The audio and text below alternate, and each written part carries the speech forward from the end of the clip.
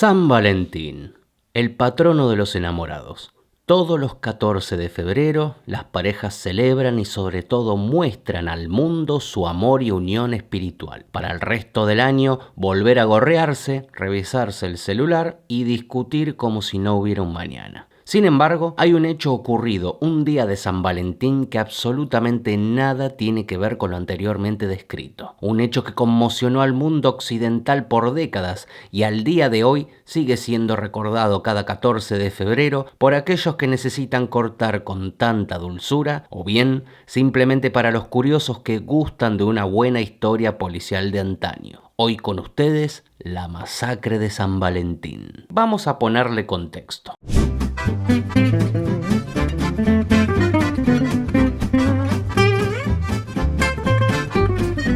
El 17 de enero de 1920, Estados Unidos comenzaba oficialmente su era de la prohibición. Entraba en vigor la 18ª enmienda, ratificada un año antes, que prohibía la fabricación, venta o transporte de licores embriagantes dentro del país. Dicha enmienda era un caso atípico, ya que limitaba los derechos individuales de las personas en medio de una época de profundas reformas liberales en los Estados Unidos. Y como dato de color, fue la única enmienda en la historia de la Constitución estadounidense en ser derogada. Como es bien sabido, la prohibición no solucionó ninguno de los problemas sociales que se buscaban combatir, sino que más bien sumó otros nuevos.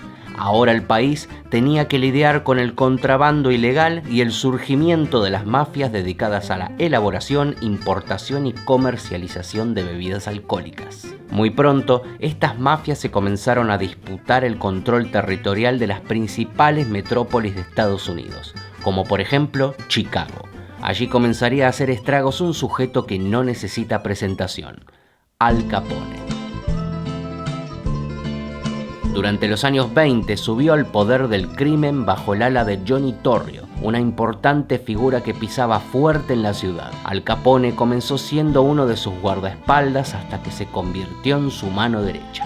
Conforme avanzaban los años 20, amasaron fortunas obtenidas en los negocios del juego, prostitución y contrabando de alcohol. Como los enfrentamientos territoriales eran inminentes, Johnny Torrio y Al Capone se reunieron con todos los contrabandistas de Chicago para repartirse la zona. El irlandés Dean O'Banion, líder de la North Side Gang, aceptó el acuerdo y se le cedió el control del lado norte, incluida la codiciada Gold Coast. Mientras que Torrio, líder de la South Side Gang, que luego se llamaría The Chicago Outfit, controlaba la zona céntrica y buena parte de la zona sur de Chicago. Al poco tiempo, los hermanos Jenna, aliados de Torrio, que controlaban el barrio Little Italy al oeste de The Loop, la región del centro de Chicago, comenzaron a comercializar su whisky en el lado norte, lo cual constituía, como decimos en Argentina, escupirle el asado a O'Banion. Ni lerdo ni perezoso, O'Banion en respuesta comenzó a secuestrar los envíos de licor de Jenna para luego revenderlos. Los hermanos Jenna buscaban sacar del medio a O'Banion, pero Torrio, no queriendo una guerra abierta entre bandas, no lo autorizó. Sin embargo, la tolerancia de Torrio a la larga no serviría. Tanto O'Banion como Torrio eran inversores de una cervecería llamada Seven en Chicago. En mayo de 1924, Dean O'Banion se enteró de que la policía planeaba allanar la cervecería y antes de la redada le dijo a Torrio que quería vender su parte del negocio. Torrio accedió a comprar la parte de O'Banion y le dio $500,000 a cambio. La noche del último envío de O'Banion, la policía irrumpió en la cervecería. O'Banion, Torrio y numerosos gángsters del Chicago Outfit fueron arrestados. El irlandés se salvó y fue liberado enseguida, porque a diferencia de Torrio, no tenía arrestos previos relacionados con la prohibición. El capomafia italiano había perdido la cervecería y $500,000 en efectivo. Torrio estaba dispuesto a pasar por alto este insulto para mantener la paz en los bajos fondos de Chicago. El 3 de noviembre de 1924, Dean O'Banion hizo una llamada telefónica a su archirrival Angelo Jenna, que fue la gota que rebalsó el vaso. Resulta que Angelo tenía una deuda con The Ship, un casino que O'Banion poseía junto con Torrio en la zona norte de Chicago. Cuando O'Banion se sentó con Al Capone y los otros jefes para contar las ganancias de la semana, se mencionó que Angelo Jenna había apostado una gran cantidad de efectivo y cuando se quedó sin dinero siguió apostando pidiendo fiado y dejó una deuda considerable en el marcador. You have some mozzarella in your ears? What's that supposed to mean? I'm asking you, are you fucking deaf? Capone recomendó que cancelaran la deuda como cortesía profesional. O'Banion, sin embargo, habló con Jenna por teléfono y le exigió violentamente que pagara su deuda dentro de una semana. Angelo Jenna y su familia ya no pudieron contenerse. Hasta entonces, Mike Merlo y la Unión Siciliana, que oficiaban de mediadores de los conflictos entre mafias, se habían negado a aprobar un golpe a O'Banion. Sin embargo, Merlo murió el 8 de noviembre de 1924. El camino para el asesinato estaba allanado. There's one thing I'd like you to do. Kill that Irish fuck. Usando el funeral de Merlo como historia de tapadera, unos gángsters enviados por Torrio visitaron la floristería de O'Banion para hablar sobre los arreglos florales. El propósito real de estas visitas era memorizar el diseño de la tienda para el ataque final. En la mañana del 10 de noviembre de 1924, O'Banion estaba cortando crisantemos en su local. El gángster de Brooklyn, Frankie Yale, entró en la tienda con dos hombres de Jenna, John Scalise y Albert Anselmi. Cuando O'Banion y Yale se dieron la mano, este último se la tomó con fuerza, al mismo tiempo que los otros dos matones dispararon 2 balas en el pecho del irlandés y 2 en la garganta. Uno de los asesinos disparó su último tiro de gracia en la nuca de O'Banion mientras yacía boca abajo en el suelo. El asesinato de Dean desató una guerra territorial brutal y sangrienta entre la banda del lado norte y el Chicago Outfit. El sábado 24 de enero de 1925, en represalia por el asesinato de O'Banion, los del lado norte, Jaime Wise, Vincent Drucci y Bugs Moran, atacaron a Torrio cuando regresaba a su apartamento en la avenida South Clyde, después de salir de compras con su esposa. Una ráfaga de disparos de Wise y Moran impactaron en el auto de Torrio. Los disparos le alcanzaron la mandíbula, los pulmones, la entrepierna, las piernas y el abdomen. Wise intentó rematarlo en la cabeza, pero el revólver justo se atascó. En lugar de eso, comenzó a patear a Torrio repetidamente en el estómago. Severamente herido a pesar de todo, sobrevivió. Fue inmediatamente llevado a cirugía de urgencias y se recobró poco a poco. Capone tenía hombres protegiendo a Torrio las 24 horas del día para asegurarse que su mentor estuviera a salvo. A través de toda esta odisea, Torrio, siguiendo a rajatabla el código de silencio total, nunca mencionó los nombres de sus asaltantes. Después de salir del hospital, Torrio estuvo 1 año más en la cárcel por violar la prohibición y traficar alcohol. Haber presenciado semejante escalada de violencia y su experiencia cercana a la muerte fueron suficientes para él. A finales del año 1925, Torrio se mudó a Italia con su esposa y su madre. Le cedió el control total del Chicago Outfit a Al Capone. Al despedirse le dijo: "Todo tuyo, Al. Yo renuncio. Europa es para mí". Al Capone no sería tan tolerante como su mentor Torrio, y sabía que para mantener a raya a sus rivales debía ser implacable.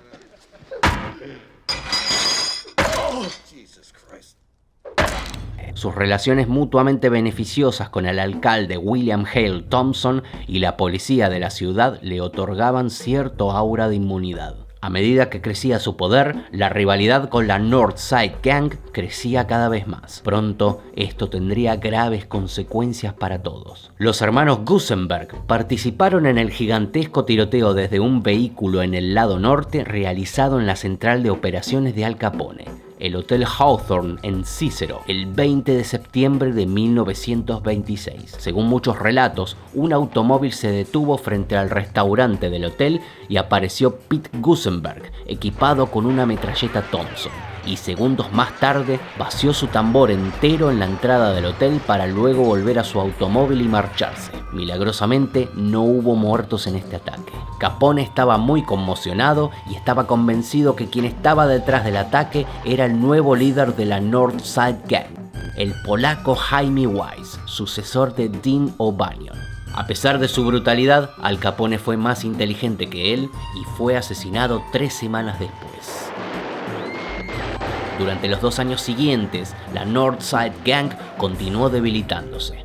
A fines de 1928, el nuevo líder Bugs Moran se alió con un enemigo a muerte de Capone, Joe Aiello. Este último, asistido por los hermanos Gusenberg, mató a Antonio Lombardo y Pascualino Lolordo, aliados de Al Capone, presidentes de la Unión Siciliana. Fue como resultado de estos asesinatos que Al Capone realizaría la conspiración de la masacre con el fin de asesinar a Bugs Moran y acabar con la North Side Gang una vez por todas. El plan era atraer a Bugs Moran a uno de sus depósitos de whisky en la calle North Clark el 14 de febrero de 1929 para matarlo a él y a quienes lo acompañan. Los gangsters de la banda norte fueron citados al garage con la promesa de un envío de whisky a precio reducido supuestamente expropiado a The Purple Gang, una banda de Detroit asociada a Al Capone. Alrededor de las 10:30 de la mañana, un gran Cadillac negro se detuvo frente al almacén ubicado en la calle North Clark al 2122. 4 o 5 hombres, dependiendo del testimonio,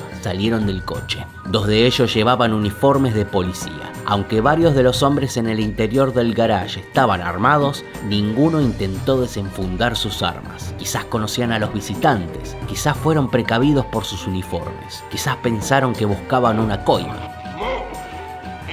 Los visitantes levantaron sus armas, 2 ametralladoras Thompson y una escopeta del calibre 12, y les ordenaron que se alinearan hombro con las manos contra la pared. Acto seguido,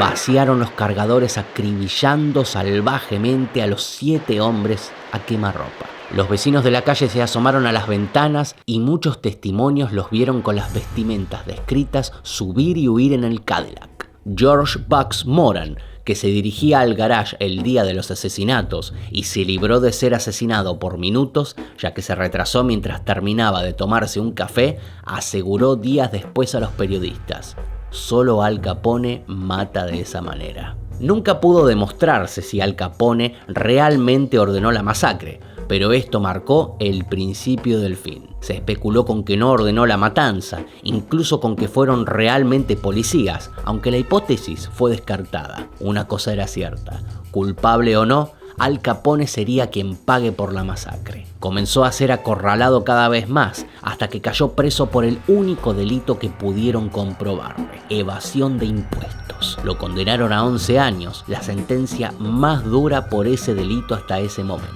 El depósito de la masacre había quedado humeante. La gente del vecindario no se animaba a acercarse a ver. Cuando la policía por fin llegó y de una patada abrió el portón del garage, se encontró con los cuerpos acribillados en el suelo y el humo aún flotando en el aire. 6 hombres estaban muertos. El 7º, Frank Gusenberg, seguía vivo. El sargento Clarence Sweeney fue el primero que llegó a la escena del crimen y reconoció a los hermanos Gusenberg, con quienes se había criado en el mismo barrio. Frank era el único que permanecía con vida, aunque no por mucho. Había recibido 14 disparos. Así y todo, respetando el código de absoluto silencio, ante la pregunta de Sweeney sobre quién había disparado, Frank respondió: Nobody.